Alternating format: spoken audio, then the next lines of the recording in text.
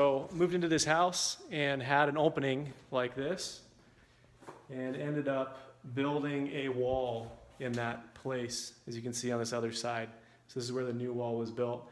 While moving in, I realized that there's a texture, which is called a knockdown texture. You can see it right here, which is a builder grade texture.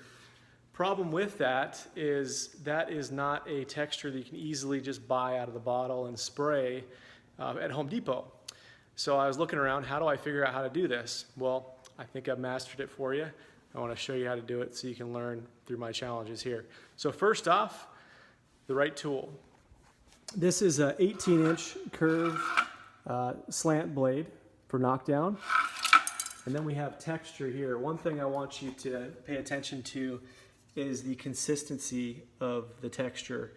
You could get this at Dunn Edwards, any paint store that they'll sell it for you. So we got our curved 18-inch blade, and then over here we have our 18-inch mud pan. All right, so this is really all you need.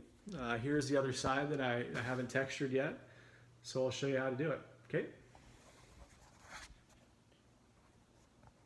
So there are little nuances that you can do when you're putting the mud onto your blade here. I'll show you how you do that.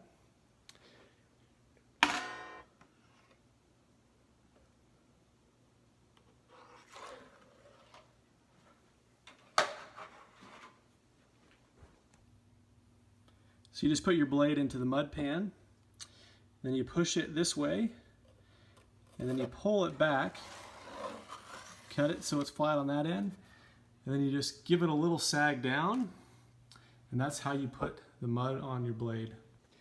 So now that you have your mud on your blade here, we're gonna do a run for the texture. The trick here is a slight angle when you come up to the wall. I'd say close to a 45-degree angle, and then letting the gravity pull it down. You don't need to put a lot of pressure, and then while it's dropping, you're putting that blade parallel with the wall. You can kind of see here how that goes on. And it gives you that skip trowel texture that we were talking about. So I'll do a few more runs here. And keep in mind, this is meant to be pretty random.